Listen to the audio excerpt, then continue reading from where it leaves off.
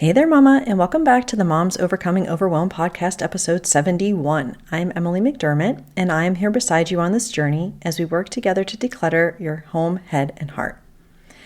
Well, as you may know, we're having part 2 of our listener question series, and unfortunately, this time around, I did not get any voice memos from you all, but I found some other people that were willing to provide me some questions. Actually, my 2 boys, Andrew and Sean. So 2 of the 3 questions we're going to be answering today actually come from them. And then the last one is mine. So we're going to talk about how to approach a room that is completely overwhelming, what to do when there's too many toys, and also how to deal with quote unquote generous relatives who give us stuff we don't need. So I can't wait to dive into this with you. Make sure you grab that notebook and pen, and let's go ahead and dive into today's episode. Hey there, Mama. Are you tired of all the stuff crowding your home, calendar, and mind? Do you wish you could say goodbye to the endless to-do list running around in your head? Want to declutter but don't know where to start? You're in the right place. Welcome to Moms Overcoming Overwhelm, where you will find proven and practical solutions to declutter your home, head, and heart. Hi, I'm Emily, a wife, boy mom, and simplicity seeker. I struggled to get pregnant and felt overwhelmed until I discovered decluttering could create the physical and emotional space I needed to become a mom. Now, 2 kids later, I've transformed my life and motherhood by developing simple systems around decluttering, capsule wardrobes, kid stuff, cleaning and tidying, meal planning, time management, and more, and I can't wait to share them with you. If you're ready to reclaim the time and energy you crave, be present with your kids, and finally enjoy the life and motherhood you so deserve, let's kick overwhelm to the curb, shall we? Grab your lukewarm coffee, your notebook and pen, and clear off some counter space. Let's do this. Well, thanks to all of you, this podcast recently passed 75,000 downloads. I am incredibly thrilled, so grateful for all of you, and I have a goal, a big goal, of reaching 100,000 downloads by the end of 2023. When I do, I'm going to have a huge giveaway, so please continue to share the show, and if you haven't already, please give it a 5-star rating in your favorite podcast app.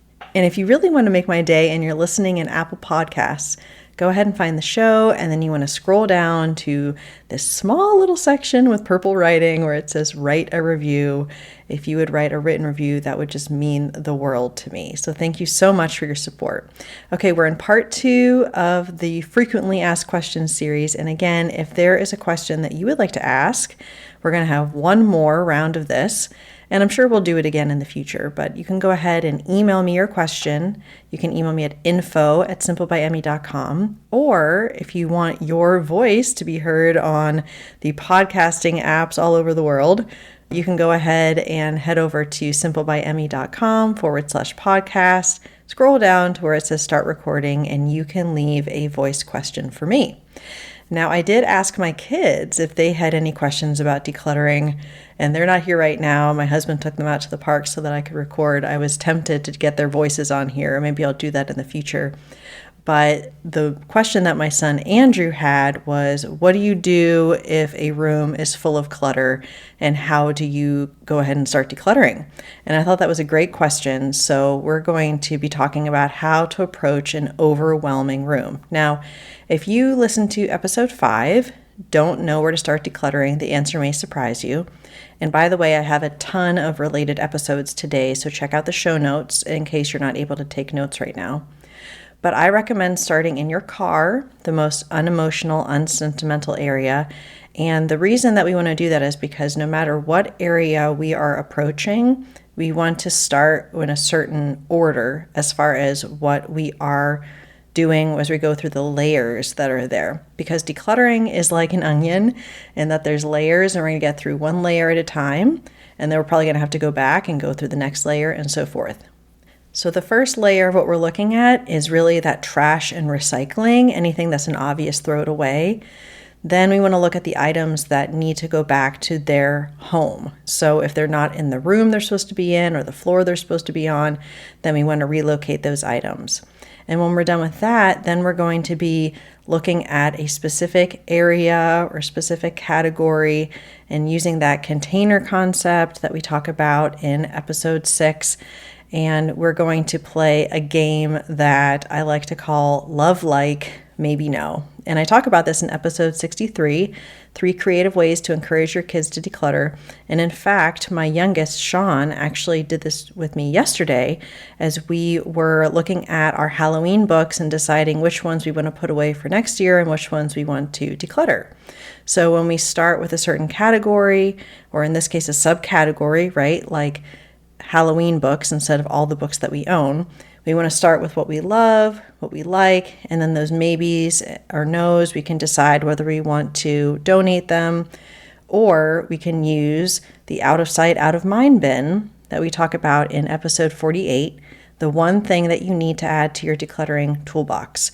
And that's a very systematic way of approaching any space. So if you're feeling overwhelmed by a certain area, I know that some people refer to some of these rooms as their doom room, or I've heard it as the Monica closet from the show Friends.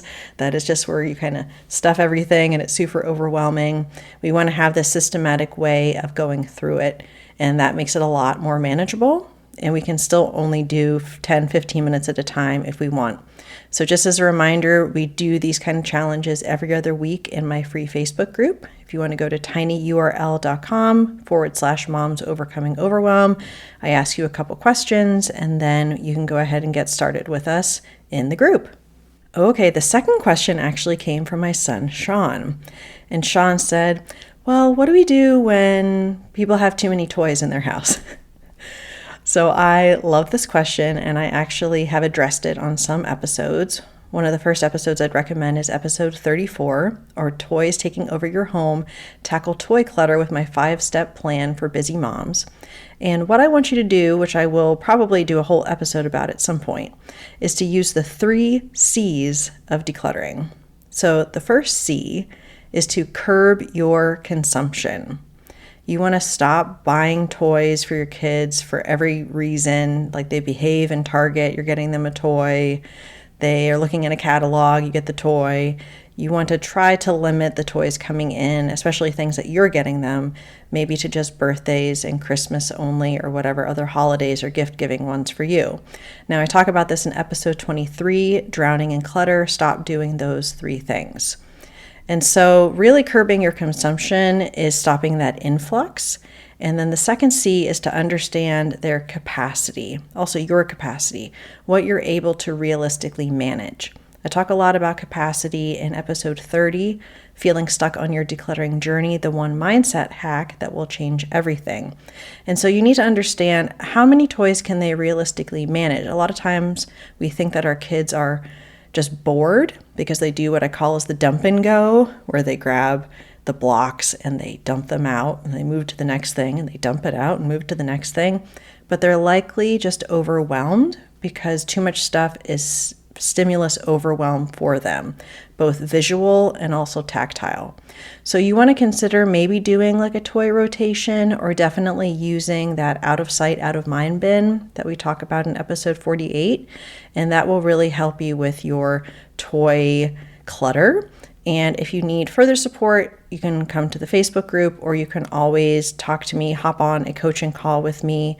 If you want to go to simplebyemmy.com/coaching. Again, great holiday present if you are looking for a clutter-free gift for yourself. And so that is how we are going to understand capacity to make those decisions. Then the third is the container concept that we talk about at length in episode 6, the easiest way to declutter any space in your home. You want to have a physical boundary for every category or subcategory. So that could be Legos, books, cars, dolls, anything like that. And you want to have that physical boundary, and then you're going to play that love like maybe no game with that physical boundary. Okay, so those are your 3 C's. Curb your consumption, understand capacity, and use the container concept. So the last question for today actually is one that I thought was pretty timely, given the fact that I was a little late in giving my wish list to my mother-in-law for Christmas. And the question is, what do we do with generous relatives who are giving us stuff? Or for some people, I know it's stuff that you don't need. Now, my mother-in-law asking for the gifts is great. I love that people are asking for something. And normally I recommend giving a wish list to your relatives. In fact, I talk a little bit about this in 2 episodes. Number 1, episode 13, Dreading the Influx of Toys After Christmas, 4 ways to limit your kids' presents without feeling like a Grinch. And episode 59, your 5-step plan to declutter unwanted gifts guilt-free. So you want to have that wish list. Make sure that your friends and relatives are aware of what the kids want, but then also just having that conversation, whether it be directly with them or maybe indirectly. They ask you how things are going, and you say, oh, things are going well. We're actually trying to simplify our lives and just kind of remove the excess, trying to focus more on experiences with the family. And so you're planting the seeds as far as having more experiences than stuff, and your wish list can reflect that. Now, you have to remember that the intention in which these gifts are being given is always with good intentions and with love. However, when you receive them, you don't have to keep them out of guilt. You are the CEO of your home. You make decisions. You set the boundaries. And so you want to, make sure that your loved ones understand what you're trying to do, why it's important to you, but you're always going to receive with love and with gratitude. But then once you receive it, you can do what you wish because it's a no strings attached kind of gift, right? You can always ask for support from your spouse if needed. This is especially helpful if it's a situation like maybe it's your mother-in-law that's giving you all of this stuff that you don't need. And so it's a little bit awkward for you to have that conversation. Trying to get support from your spouse with that is always helpful, and just sort of communicating why it's important and always going back to that. So I hope that this second round of listener questions, or in this case, 2 kid questions, 2 kid questions and my question, is helpful. And remember, you can go ahead and email me or submit that voice memo if you have a question yourself. I really hope this episode blessed you, and if so, make sure to share it with a friend and join the free Facebook group at tinyurl.com/moms overcoming overwhelm. On Thursday, we're going to be talking to Sasha Starr Robertson, and she is an intentional living and biblical mindset coach for busy Christian moms. She is also the host of the Intentional Mom Life with Jesus podcast, and we're going to be talking to her specifically about decluttering our schedule so that we can get back to what matters most. So I'll see you on Thursday. Bye for now. If you like today's podcast, here's what you can do. Just take 30 seconds to leave me a review. I know you're a busy mama. You're overwhelmed, in fact, but 30 seconds of your day makes such an impact. I'll be blessed by your words. They'll definitely make my day. And who knows, you might be entered for this month's giveaway. In Apple Podcasts, scroll down to write a review. Thanks so much for your time. I'm so grateful for you.